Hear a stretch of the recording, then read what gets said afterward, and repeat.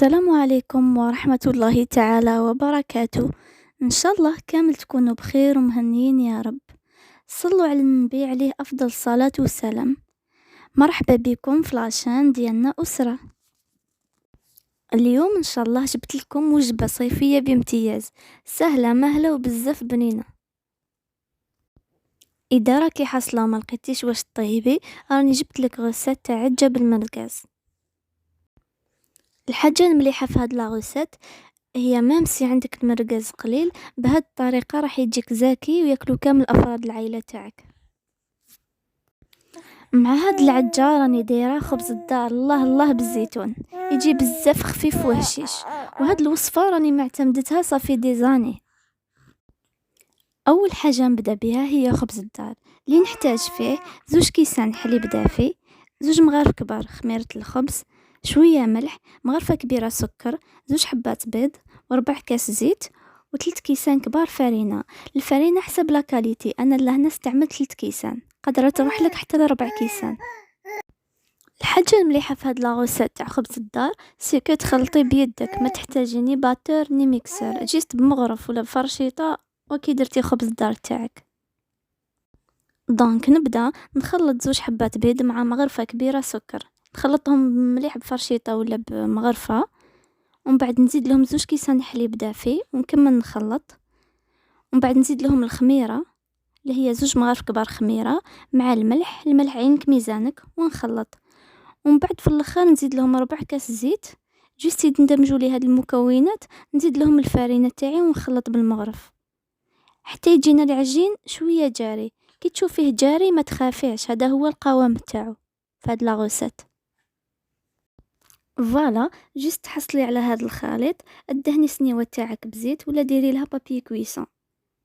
انا لهنا درت بابي كويسون درت له شويه زيت باش نضمن اوفيسيال ما يلصقليش، وخليه يخمر كيما هاد الايامات راهي سخانه، ما داليش بزاف وقت، خمر لي رابيدمون.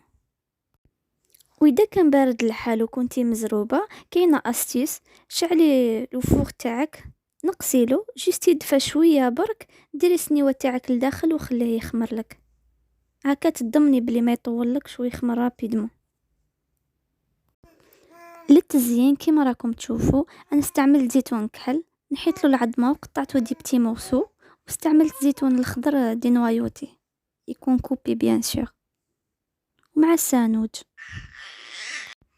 بعد ما خمر لي الخبز تاعي جبت بانسو ودهنته من فوق بالبيض. انا لهنا استعملت 2 حبات بيض، قادره تستعملي غير حبه. كي تكوني تدهني فيه بالبيض روحي غير بالعقل وما تزيريش يدك على البانسو، سينو يدخل لك البيض لداخل ويخسر لك الخبز تاعك. كي تكملي مع البيض ديري له زيتون كيف روحي له غير بالعقل، سينو اذا ما كيش حابه ديري زيتون ولا سانوج ديري اي حاجه متوفره عندك في الدار. قبل ما تدخليه يطيب بيان سور تكوني دايره ديجا من قبل الفوغ تاعك يسخن. انا درته على 180 درجه وخليته يطيب بعقله حتى تحمر لي تري بيان من فوق ومن تحت. اي فوالا هذه هي النتيجه النهائيه الخبز الدار تاعنا تاع نهار اليوم. جربوه ان شاء الله يعجبكم. نجوزو الطبق تاعنا تاع نهار اليوم اللي هو عجة بالمرقاز. يا خياتي قد ما نحكي لكم على البنة وقليل، لازم تجربوها باش تفهموا واش راني نهضر. نبداو بالمكونات. في هذه الوصفة استعملت حوالي 4 حبات فلفل طرشي مقطع مكعبات، زدت لهم 2 حبات كبار طوماطيش بلا زريعة كيف قطعتهم مكعبات، 3 حبيبات بيض، 4 سنات توم. المرقاز استعملت حوالي قصرت المرقاز هكاك. بالنسبة لي زيبيس استعملت فلفل كحل، فلفل عكري، وشوية راس الحانوت، والملح درت قسم غرفة صغيرة ما تكتريش الملح. كيما على بالكم المرقاز لا بليبار يجي مالح، اذا جاتك مسوسه تقدري تزيدي لها الملح خير ما تجيك مالحه. واستعملت شويه معدنوس للتزيين. نجوزو مباشره لطريقه التحضير. نحط المقله تاعي تسخن ونحط لها 3 مغارف كبار زيت، وندير المرقاز تاعي يطيب. كي ندير المرقاز تاعي يطيب نكون دايره النار قويه، نقعد غير نقلب فيه بفرشيطه جيست يطيب لي المرقاز تاعي نحيه.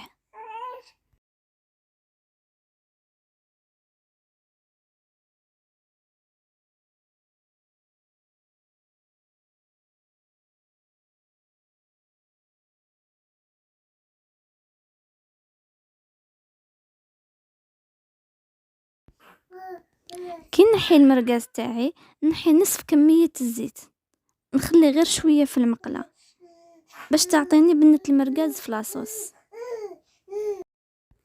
نقلي الفلفل تاعي في هداك الزيت اللي خليته من المرقاز. هنا كي قادرة تزيدي فلفل الحار، انا شخصيا ما نحبوش، وهاد الوصفة في الاصل تجي حارة، والاكل اذواق، انا شخصيا ما ناكلش الحار.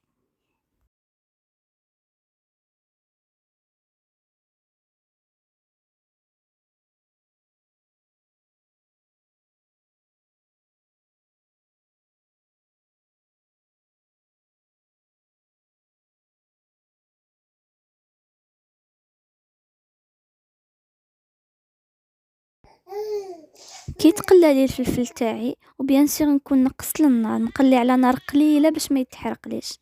نربيلو هادوك سنينه تاع الثوم ونزيد نقليهم مليح معاه، ونزيد له مغرفه كبيره طوماط كونسونطري. اسمحوا لي مقبل في المكونات نسيت ما قلت لكمش بلي استعملت مغرفه كبيره طماطم مصبره.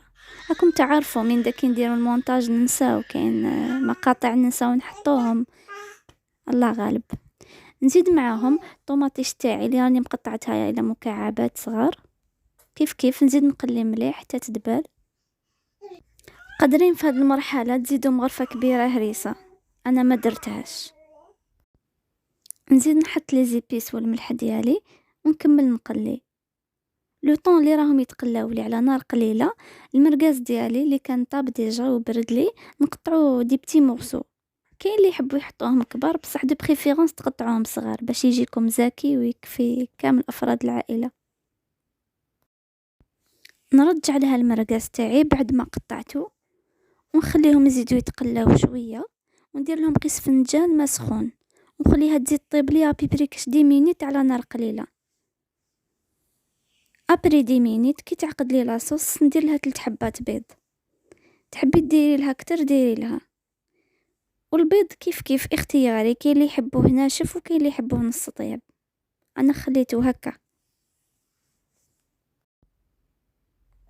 واخر حاجه درتها قطعت له شويه معدنوس، اذا حبيتي ديري تربي له شويه فرماج هذا الشيء اختياري. هذه هي وصفتنا النهار اليوم، عجة بالمرقاز بزاف بنينه، نتمنى ان شاء الله تجربوها، ماكمش رايحين تندموا عليها.